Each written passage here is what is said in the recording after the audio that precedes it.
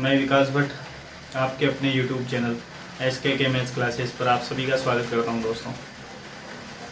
दोस्तों आपको आनंद आ रहा होगा सारे सेशंस लेने में और क्वेश्चनों को सॉल्व करने में। निश्चित रूप से आपकी हेल्प हो रही होगी और जो भी टॉपिक्स मैं पढ़ा रहा हूं आपको आपके लिए ज़रूर हेल्प वाले रहे होंगे।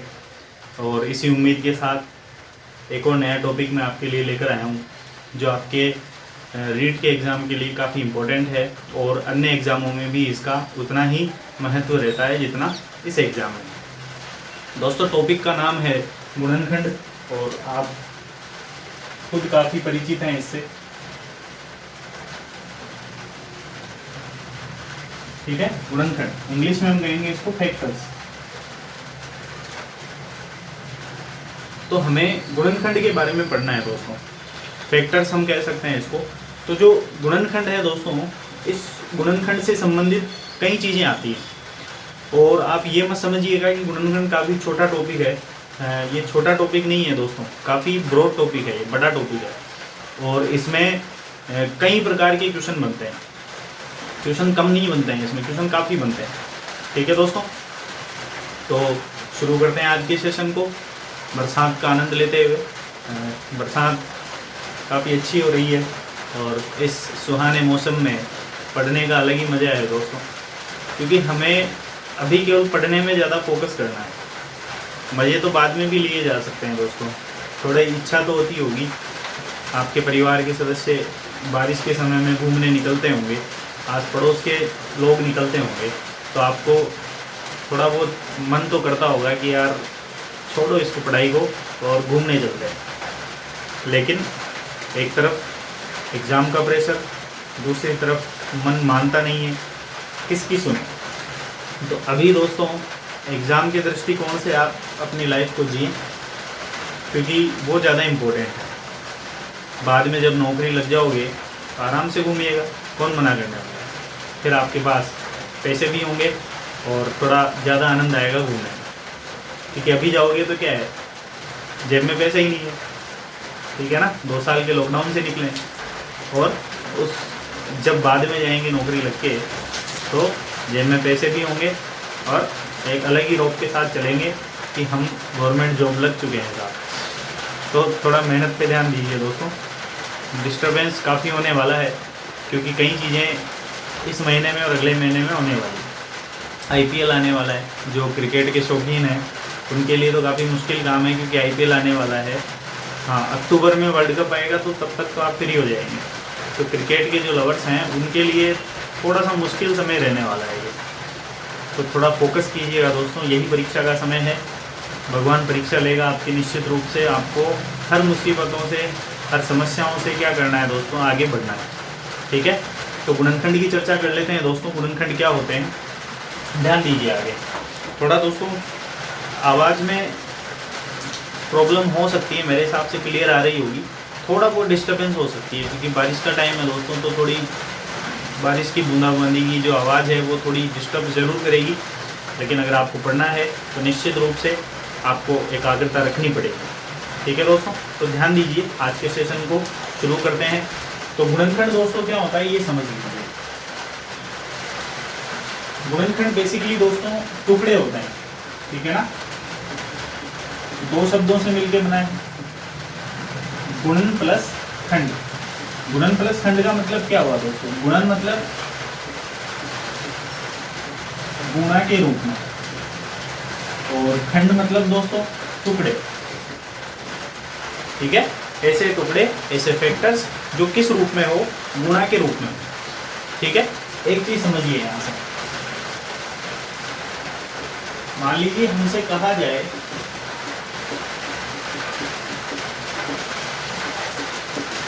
कि 15 के गुणनखंड लिखिए, तो 15 के गुणनखंड दोस्तों क्या होंगे।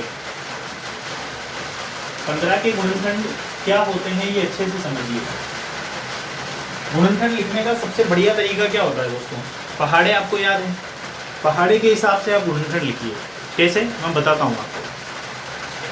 सबसे पहले 1 से लिखिए, तो 1 × 15 हम लिख सकते हैं, ठीक है ना।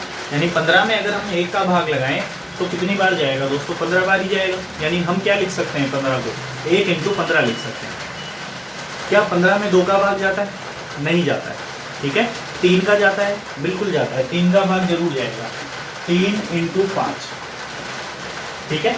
3 के बाद में 4 का भाग जाता है क्या? नहीं जाता है। 5 का जाता है? बिल्कुल जाता है, 5 × 3। और आप देख पा रहे हैं कि 5 × 3 इसी में आ गया, आ रहा है ना, 5 × 3 उल्टा। तो जैसे ही यहाँ से उल्टा मान आना शुरू हो जाए, आप समझ जाइएगा कि इसके आगे मान नहीं होते। इसके जो परफेक्ट जो गुणनखंड है वो यही है। और गुणनखंड किस तरीके से लिखे जाएंगे, लिखना आपको इसी तरीके से है, लेकिन थोड़ा डिटेल से लिखेंगे तो 15 बराबर क्या लिखा जा सकता है? 1 3 5 15 ऐसे लिखना है। 1 3 5 15 इस तरीके से आपको इसको लिखना है। ठीक है ना। तो 15 के जो गुणनखंड है वो ये हो जाएंगे। तो या तो ये कहेगा गुणनखंड, या गुणनखंड की जगह दूसरा शब्द क्या काम में लेगा वो मैं बता देता हूँ आपको। मान लीजिए उसने एक एग्जाम्पल पूछा, एक क्वेश्चन पूछा कि 24 के सर्वसंभव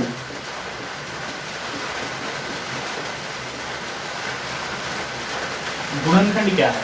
ध्यान दीजिएगा, सर्वसंभव, जो भी संभव है वो सारे, सर्व मतलब सभी, और संभव मतलब जो भी उसके गुणनखंड हो सकते हैं। ठीक है। तो 24 के गुणनखंड क्या होंगे? तरीका मैंने आपको बताया कैसे लिखना है। 24 को इस तरीके से लिखना है, 1 × 24। ठीक है। 2 का भाग जाता है? बिल्कुल जाता है, 2 × 12। 3 का जाता है? 3 का भी जाएगा, 3 × 8। 4 का जाएगा, 4 × 6।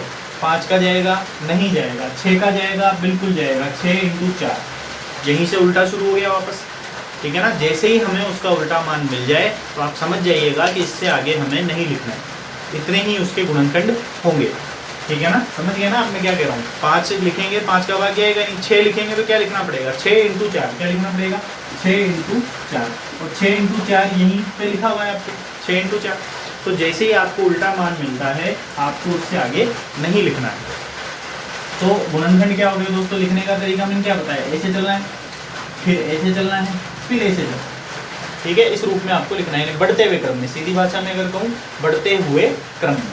तो क्या लिख देंगे दोस्तों? अतः 24 के जो गुणनखंड हैं या सर्वसंभव गुणनखंड है वो क्या हो जाएंगे दोस्तों? 1 2 3 4 6 8 12 और 24। ये इसके क्या हो जाएंगे दोस्तों? सर्वसंभव गुणनखंड। तो आप समझ गए होंगे कि गुणनखंड का मतलब और सर्वसंभव गुणनखंड का मतलब यहाँ एक ही होगा, और किस तरीके से निकालना है आपको पता चल गया होगा दोस्तों। तो आप इसको नोट कर लीजिए, फिर मैं आगे की चर्चा आपसे करता हूँ। तो दोस्तों यहाँ तक तो आपने नोट कर लिया होगा। इसके बाद हम बात करते हैं अभाज्य गुणनखंड के बारे में। तो देख लेते हैं अभाज्य गुणनखंड क्या होता है।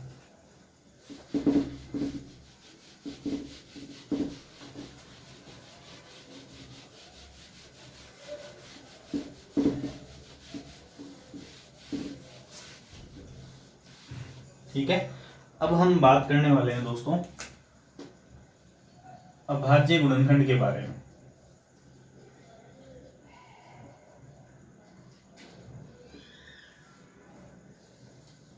ठीक है। अभाज्य गुणनखंड, प्राइम फैक्टर्स। थोड़ा फोकस जरूर यहाँ है, बाकी समझ लीजिएगा आप, अभाज्य गुणनखंड की बात हम कर रहे हैं। मैं थोड़ा साइड में लिख देता हूँ, आपको देखने में यहाँ प्रॉब्लम हो रही होगी थोड़ी।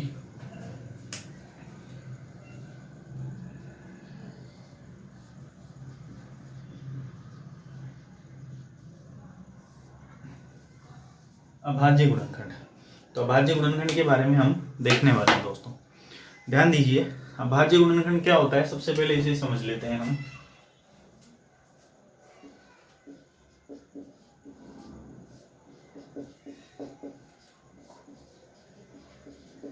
अभाज्य गुणनखंड बेसिकली दो चीजों से मिलकर बना है,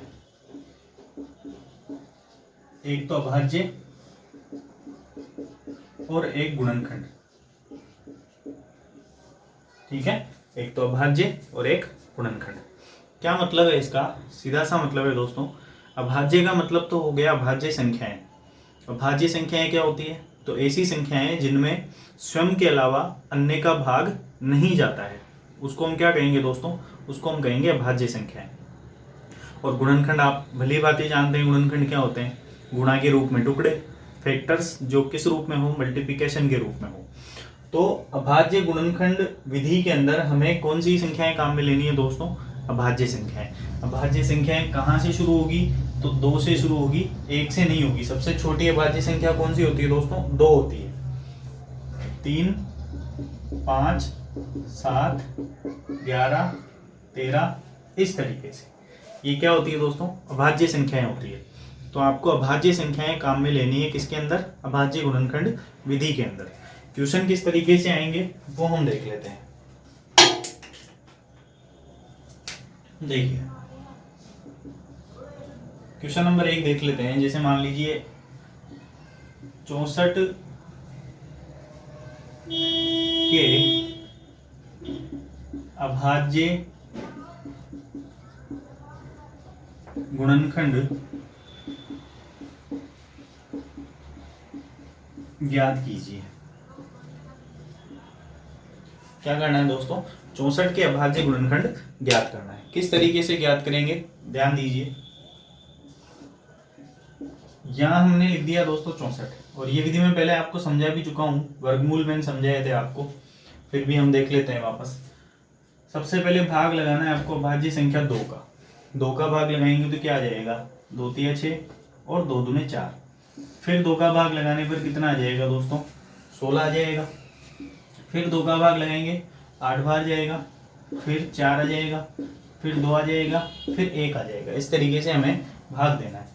तो हम 64 के अभाज्य गुणनखंड क्या लिख सकते हैं? 2 इंटू 2 इंटू 2 इंटू 2 इंटू 2, यानी कितनी बार है? 2, 6 बार 2 है, या 2 की घात 6।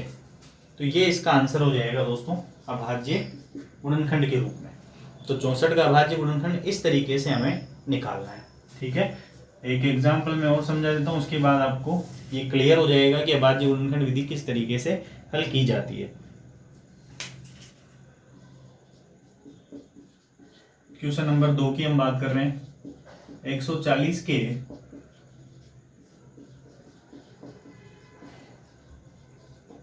अभाज्य गुणनखंड। ठीक है, 140 के क्या ज्ञात करने हैं दोस्तों? अभाज्य गुणनखंड ज्ञात करने हैं। ठीक है, क्या होंगे देखिए, तो उसी विधि से हल करना है दोस्तों, अभाज्य गुणनखंड विधि से। ये लिख दिया मैंने यहाँ 140। सबसे पहले किसका भाग देंगे? 2 का, और 2 का भाग अगर नहीं जाता है तो आपको फिर 3 का भाग देना है। 2 का भाग देंगे कितना हो जाएगा? 7 बार चल जाएगा ये, 2 7 14, 0 ऐसा कैसा। 2 से भाग लगाएंगे 70 में, 2 तिया 6 और 10 बचेगा, 35 हो जाएगा, यानी 35 बार में कट जाएगा ये। अब 35 में दोस्तों 2 का भाग नहीं जाएगा। ठीक है, 3 का भी नहीं जाएगा। किसका भाग जा सकता है? 5 का भाग जा सकता है। तो ये 5 का भाग देने पर 5 7 35 और 7 एकम 7। तो इस तरीके से हम इसको लिख पाएंगे। तो इसके जो अभाज्य गुणनखंड है वो क्या हो जाएंगे दोस्तों? ये हो जाएंगे 140 equal to 2 into 2 into 5 into 7। या तो ये लिख सकते हैं, या इसको लिख सकते हैं 2 का स्क्वायर इंटू 5 इंटू 7। ठीक है दोस्तों, तो अगर हमसे पूछा जाए कि अभाज्य गुणनखंड विधि से हल कीजिए, तो अभाज्य गुणनखंड विधि से हमें इस तरीके से हल करना है। ठीक है, और अगर इसके क्वेश्चन पूछे जाते हैं तो मान लो एक क्वेश्चन मैं आपको और बताता हूँ, आप इसको वीडियो को पॉज कीजिए और इसको नोट कर लीजिए जल्दी से। ठीक है, इसका एक क्वेश्चन मैं आपको और बताता हूँ कि इस तरीके से भी उसको पूछा जा सकता है। देखिए,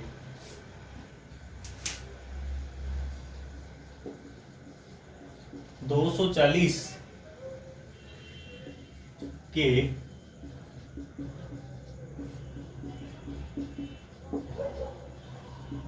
अभाज्य गुणनखंड में निम्न में से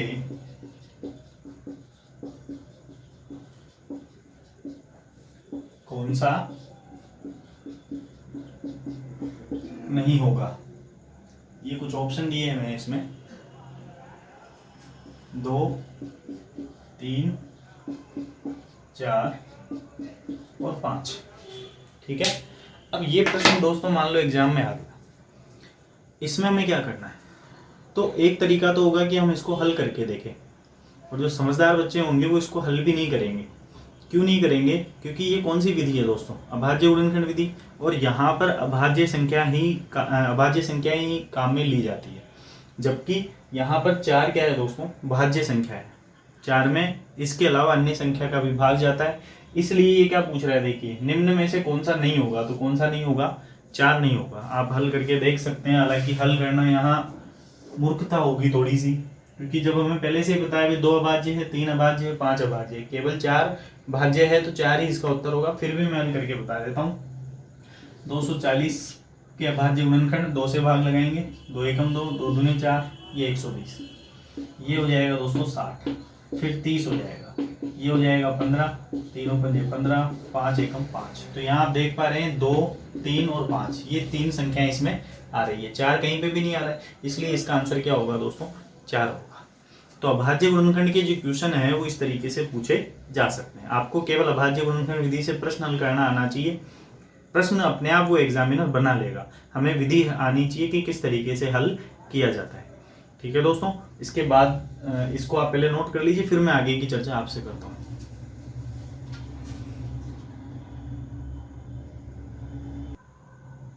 ध्यान दीजिए दोस्तों, आगे ये कुछ क्वेश्चन है जो बीजीय व्यंजकों से संबंधित है। अभी तक हम संख्याओं के गुणनखंड देख रहे थे, अब हमें बीजीय व्यंजकों के गुणनखंड देखने हैं कि बीजीय व्यंजकों के गुणनखंड किस तरीके से किए जाते हैं। तो दोस्तों क्वेश्चन नंबर 1 देख लीजिए क्या है। सरल क्वेश्चनों से हम शुरुआत करेंगे, धीरे धीरे जो भी टफ क्वेश्चन है वो जरूर क्लियर करेंगे। क्या होते हैं देखिए, संख्या में लिख देता हूं यहाँ 12 a² b + 15 ab²। ठीक है, ये संख्या है। इसके गुणनखंड ज्ञात करने के लिए देखिए यहाँ सबसे पहले बीजीय व्यंजक अगर आप देखेंगे तो बीजीय व्यंजकों में हमें क्या करना है, यहाँ से कॉमन देखना है कि कॉमन क्या आ सकता है। तो कॉमन देखेंगे तो 12 और 15 का क्या कॉमन आएगा, इसके लिए हमें सीधा सा काम क्या करना है दोस्तों, 12 और 15 का में से निकाल लेना है। 12 और 15 का, तो ये 2 × 12, 2 × 3 = 6, 3 एकम 3, इधर 3 पंजे 15, 5 एकम 5। तो 2 नहीं दोस्तों, कॉमन क्या आ रहा है इसमें, 3 आ रहा है, और जो कॉमन है उसी को तो हम में से बोलते हैं। तो हमें यहाँ से कॉमन पता करना है कि संख्या का कॉमन क्या आएगा। तो संख्या का कॉमन तो 3 आ रहा है, तो मैं यहाँ 3 कॉमन ले सकता हूँ दोनों में। और यहाँ बीजीय व्यंजक देखेंगे तो a² b और ab²। तो बीजीय व्यंजक में जब भी आप कॉमन लेंगे, आपको क्या याद रखना है, जिसकी घात छोटी है उसको लेना है, बड़ी घात वाला नहीं लेना है। बड़ी घात वाला लहसे में लिया जाता है, महसे में क्या लेते हैं हम, छोटी घात वाला। कॉमन किसको कहेंगे, जो छोटी घात है उसको कॉमन कहेंगे, जो सभी में है। तो यहाँ a² है, यहाँ पे a है तो हम a बार ले सकते हैं, यहाँ b है, यहाँ b का स्क्वायर है तो हम b ले सकते हैं। ठीक है, ये हमने कॉमन ले लिया। कॉमन लेने के बाद में आपको जो बच गया उसको यहाँ लिखना है। और सीधा अगर मैं बताऊं तो आपको जो कॉमन लिया है उसका भाग लगा देना है, तो आप आसानी से पता कर पाएंगे। 3 से भाग लगाया 12 में, 3 चौक 12, 4 आ गया। a से a² में भाग लगाया तो a आ गया, b से b कट गया तो केवल 4a बचेगा। देखो सिंपल सी चीज है, 12a² b बटे हुए 3ab। 3 से a कट गया 4 बार, a से ये कट गया a बार, b से b कट गया तो केवल क्या बचा दोस्तों, 4a। तो बहुत आसानी से आप पता कर पाएंगे कि क्या यहाँ पर आएगा। ठीक है, आगे हल करेंगे तो 3 से कट गया 5 बार, a से a कट गया, b से b कट गया तो केवल b बचेगा। तो ये इसका आंसर आ जाएगा दोस्तों। ठीक है, अगले प्रश्न को हल करेंगे तो ये कैसे हो सकता है, देखिए 10x³ - 18x³ स्क्वायर है, यहाँ पर 10x² प्लस 14x⁴। ठीक है, आगे ध्यान दीजिए, यहाँ कॉमन हम देखेंगे सबसे पहले। तो बीजीय व्यंजक में तो क्या कॉमन है दोस्तों, x² कॉमन है, क्योंकि x², x³ और x4 सबसे छोटी घात कौन सी है यहाँ, x²। तो मैंने x² कॉमन ले लिया। 10, 18 और 14 में कॉमन क्या है, देखिए 10, 18 और 14, ये हो गया 2 पंजे 10, 5 एकम 5, ये हो गया 2 नाम 18, 3 तिया 9, 3 एकम 3, और ये हो गया 2 7 14, 7 एकम 7। तो कॉमन क्या है दोस्तों यहाँ? केवल 2 के अलावा कुछ भी कॉमन नहीं है, यानी हम यहाँ 2 कॉमन ले सकते हैं। 2 कॉमन लेने के बाद क्या करना है, देखिए x से स्क्वायर कट गया, 2 से भाग लगाएंगे, 2 पंजे 10, केवल 5 बचेगा। माइनस एक्स स्क्वायर से एक्स क्यूब कट जाएगा, लेकिन एक बार x बच जाएगा, ठीक है ना। सिंपल सी चीज है, एक्स क्यूब से एक्स स्क्वायर में भाग लगाओगे तो एक बार x जरूर बचेगा, और 2 का भाग लगाओगे 18 में तो 2 नाम 18 यानी 9x हो जाएगा, ठीक है। आगे प्लस ऐसा का ऐसा, 2 से भाग लगाएंगे 7 बार में 14, और एक्स स्क्वायर से एक्स 4 कट जाएगा, लेकिन एक्स स्क्वायर बच जाएगा, ठीक है ना। सिंपल सी चीज है, एक्स 4 में एक्स स्क्वायर का भाग लगाओगे तो क्या बच जाएगा दोस्तों? एक्स स्क्वायर बच जाएगा, ठीक है। क्लियर है यहाँ तक? तो आगे ध्यान दीजिए। तो वैसे तो ये इसका आंसर हो जाएगा, लेकिन इसको क्रम से अगर आप लिखना चाहते हैं तो क्रम से क्या लिख सकते हैं, या 2x स्क्वायर, बड़ी संख्या पहले लिख लेंगे 7x स्क्वायर, फिर x वाला पद माइनस 9x, फिर संख्या प्लस 5, ठीक है। ये इसका आंसर हो जाएगा। क्लियर है यहाँ तक? तो इस तरीके से हमें इसको लिखना है, ठीक है। आगे ध्यान दीजिए, इस पद के अगर हमें गुणनखंड करनी हो, कैसे करना है? ax plus bx plus cx, ठीक है। यहाँ क्या कॉमन है दोस्तों?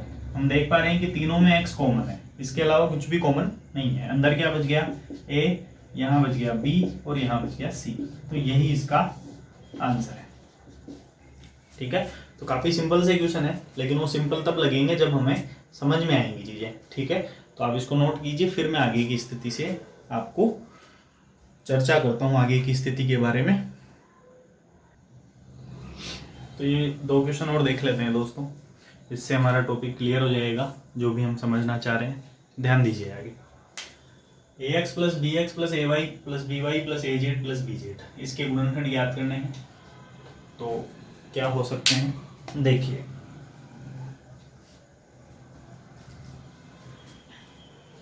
ax प्लस बी एक्स, ए वाई प्लस बी वाई, ए जेड प्लस बी जेड,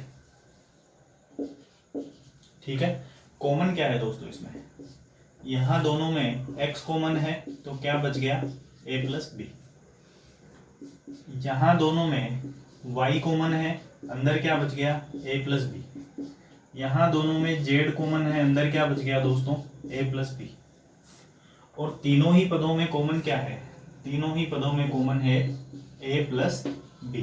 तो a प्लस बी तो मैंने ले लिया तीनों में से कॉमन, और अंदर क्या बचा दोस्तों? यहाँ बचा x, यहाँ बचा प्लस y, और यहाँ बचा प्लस z। तो इसका जो आंसर है वो ये आ जाएगा, ठीक है। तो समझ में आ गया होगा आपको किस तरीके से इसको हल करना है, ठीक है। आगे ध्यान दीजिए, इसको किस तरीके से हल करेंगे? A B X square plus 1 plus X A square plus B square. यहाँ हम देख पा रहे हैं कि ये कॉमन नहीं है, समान नहीं है इसमें कुछ भी। तो हम समान बनाने की कोशिश करेंगे। समान बनाने के लिए देखिए क्या करना है, पहले इसको अंदर गुणा कर लीजिए, क्योंकि यहाँ से तो ये कॉमन नहीं आ रहा है। हल करते हैं, तो ए बी को एक्स स्क्वायर से गुणा किया, A B X square, A B को एक्स से गुणा किया ए बी, प्लस एक्स को ए स्क्वायर से गुणा किया एक्स ए स्क्वायर, और एक्स को बी स्क्वायर से गुणा किया एक्स बी स्क्वायर, ठीक है। अब हमें इनके क्रम चेंज करने हैं, क्योंकि इस क्रम में तो ये कॉमन नहीं आ रहे। तो ये और ये एक साथ ले लीजिए, और ये एक साथ ले लीजिए, क्योंकि ये दोनों एक साथ है, इनसे तो कुछ भी कॉमन नहीं आ रहा है। तो एक एक चेंज कर लीजिए दोनों में से, क्या हो जाएगा देखिए। या A B X square plus X A square, ये ले लिया मैंने एक साथ, और एक ले लिया मैंने A B plus X B square, ये एक साथ ले लिया। अब कॉमन देखिए कि इसमें कॉमन आता है या नहीं आता है, ठीक है। यहाँ क्या कॉमन है दोस्तों? a इसमें भी है, यहाँ a स्क्वायर है, तो a तो कॉमन लिया जा सकता है। b इसमें है, इसमें नहीं है, तो b नहीं ले सकते। x स्क्वायर और x, तो दोनों में से x कॉमन हो गया, यानी बाहर क्या आ सकता है दोस्तों? ax आ सकता है। अंदर क्या बच गया? यहाँ तो बचा दोस्तों b, और x कॉमन है तो x भी बच जाएगा, यानी bx बच गया। यानी भाग लगा दीजिए, भाग लगाने से आपको पता चल जाएगा क्या कॉमन बचेगा, ठीक है। प्लस यहाँ क्या आ गया देखिए, एक्स बाहर कॉमन ले रखा है, ए स्क्वायर में से केवल ए बचेगा क्योंकि ए यहाँ 2 बार है, ए एक बार यहाँ से कॉमन लिया हुआ है, ठीक है ना। या भाग लगा दीजिए, सबसे बढ़िया भाग लगाने से आपको पता चल जाए। प्लस यहां से क्या कॉमन है दोस्तों, ए इसमें है इसमें नहीं है, एक्स इसमें है इसमें नहीं है, लेकिन बी कॉमन है। बी और बी स्क्वायर में से क्या कॉमन लिया जा सकता है, बी। मैंने आपको पहले ही बताया था छोटी घात को आपको कॉमन लेना है, ठीक है। तो बी कॉमन आ जाएगा, यहाँ केवल क्या बचेगा दोस्तों, ए, और इसमें क्या बच गया, यहाँ एक्स बच गया और यहाँ बच गया बी, ठीक है। अगर मैं इसको सही तरीके से लिखता हूं तो ये ए एक्स बी एक्स प्लस ए, और इसको भी क्या लिखा जा सकता है, देखो एक्स बी की जगह बी एक्स अगर मैं इसको लिख दूं तो ए प्लस बी एक्स और बी एक्स प्लस ए दोनों एक ही चीज है। तो मैं इसको सही कर देता हूँ, बी ब्रैकेट के अंदर मैं लिख देता हूँ बी एक्स प्लस ए। तो ये दोनों समान है दोस्तों, समान है तो इसको एक ही बार लिखना है, यानी बी एक्स प्लस ए तो ले लिया मैंने कॉमन। इस पूरे पद में से क्या कॉमन है दोस्तों, बी एक्स प्लस ए इसमें भी है और इसमें भी है, तो मैंने कॉमन ले लिया बी एक्स प्लस ए। और बाहर दूसरे ब्रैकेट के अंदर क्या लिखेंगे, जो बाहर लिखा हुआ है ए एक्स और बी, ठीक है। तो ये इसका आंसर आ जाएगा। तो अगर इस प्रकार का क्वेश्चन आता है जिसमें इस प्रकार से लिखा हुआ हो तो आपको क्या करना है, अंदर गुणा कर लेना है और उसका क्रम चेंज करके कॉमन ले लेना है। जैसे आप कॉमन लेंगे उसको निश्चित रूप से हल किया जा सकता है। तो इस प्रकार से ये हल किए जाएंगे, आप इसको नोट कर लीजिए एक बार।